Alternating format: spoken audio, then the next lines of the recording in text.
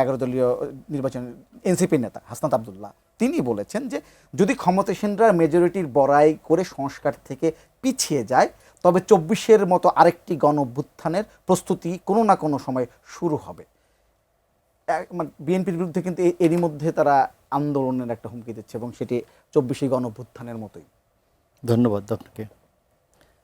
প্রশ্নটা খারাপ না। তো আমি মঞ্জু ভাইয়ের সাথে সংশ্লেষ রেখে আমি এই জায়গাটাতে আসি। প্রথম কথা হচ্ছে যে বিএনপি গতকালকে আইনমন্ত্রী এবং স্বরাষ্ট্রমন্ত্রী, আমি যে আমার আগের অংশে যে বলছিলাম, তারা বলেছেন যে জুলাই সনদ আমরা যেটা স্বাক্ষর করেছি, যেটার আলোচনা এবং সমাপ্তি ভিত্তিটা হচ্ছে জাতীয় ঐক্য, আমরা এটা অক্ষরে অক্ষরে বাস্তবায়ন করব। আমি বলছি এটা অক্ষরে অক্ষরে দরকার নেই, লাইনে লাইনে বাস্তবায়ন করলেও আমরা খুশি। আমার মনে হয় মঞ্জু ভাই খুশি, লাইনে লাইনেই যদি বাস্তবায়ন হয়। তো এখন আসুন যে আপনি হাসনাত আব্দুল্লাহ এখানে আসি যে গণভোট কি আর ভোট কি, ভোটের মধ্যে একটা ডিফারেন্স আছে। তো এখানে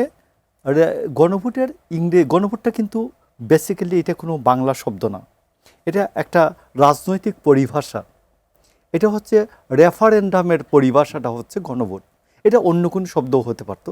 আপনি জানেন কিনা যে অরিজিনালের এক সময় পরিভাষা ছিল অপূর্ব, অরিজিনালের ওই পরিভাষা রবীন্দ্রনাথ ইউজ করছেন, পুরোটাই অপূর্ব। মঞ্জু ভাই তো মানে বাংলার ছাত্র না, পলিটিক্যাল সায়েন্স, আপনি বাংলার পণ্ডিত।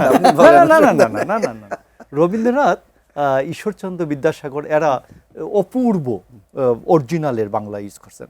তো গণভোট না হয় অন্য আরেকটা শব্দ হতে পারত। তো গণভোটের মূল শব্দটা হচ্ছে রেফারেন্ডাম, রেফারেন্ডামের মূল শব্দটা হচ্ছে রিফেরি থেকে রেফারেন্ডাম আসছে।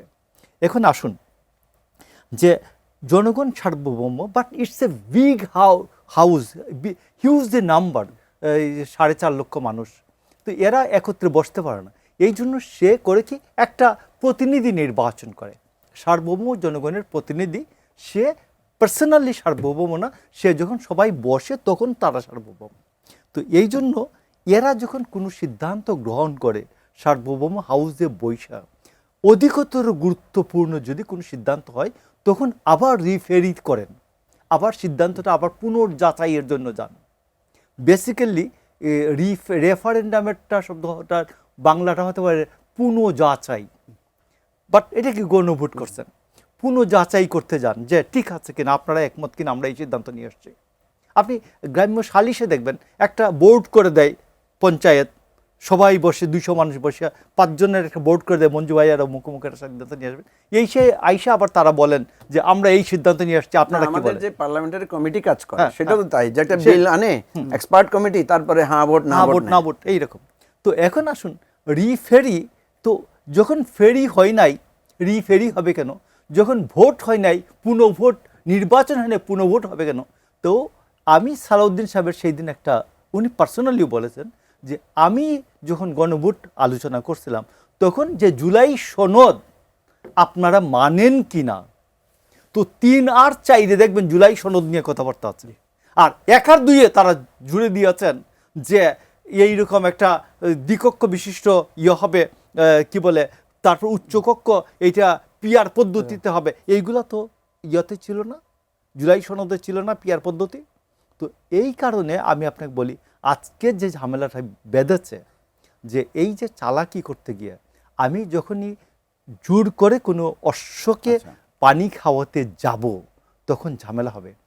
আজকে যে আইনি ভিত্তি দিতে গেছেন, তো আইন পাশ করে ফেলে, আইন তো পাশ হয়ে গেছে। আলী রিয়াজ তো বলছে 180 দিনের পরে অটোমেটিক্যালি পাশ হয়ে যাবে।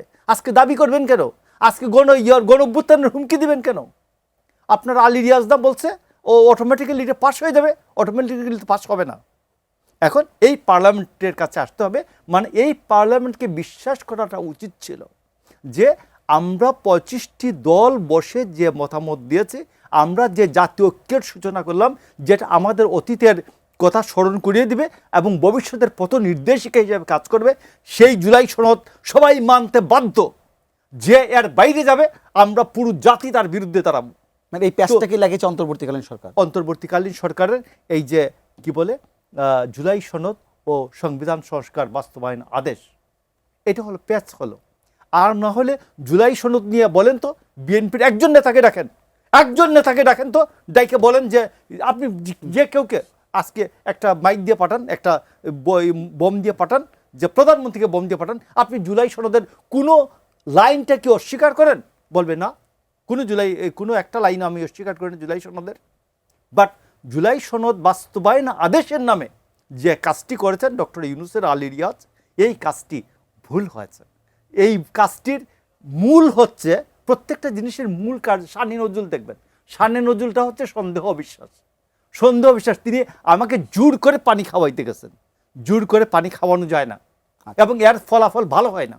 এই জন্য আমি বলছি যে বিএনপি জুলাই সনদ যেটা আছে এটি পুরোটা মানবে, কিন্তু জুলাই সনদ বাস্তবায়ন ও সংবিধান সংস্কার আদেশ যেটা আছে এইটার আলোকে কিছুই হবে না। আচ্ছা, আমরা একটা বিরতি। আমি একটু, আচ্ছা ঠিক আছে, আচ্ছা, আপনি এক বিরতিতে মিনিট যান। নেন। না, প্রথম কথা হচ্ছে যে দেখেন, মোশাররফ আহমেদ ঠাকুরের কথাকে যদি আপনি ধরেন, যে উনি বললেন না যে গণভোটের যেই রায় 4টা পয়েন্টে, এখানে 1 নাম্বার এবং 2 নাম্বার পয়েন্টে উনি বলছেন যে জুলাই সনদের কথা লেখা নাই, অন্য কিছু জুড়ে দিয়েছে। এটা সঠিক না। যদি সঠিক না হতো তাহলে তারেক রহমান কেন জুলাই হায়ের পক্ষে মতামত চেয়েছেন বলেন আপনি? তার মানে হচ্ছে যে এই কথাগুলো এখন ওনারা বলছেন, কিন্তু ওনারা আগে এটা বলেন নাই।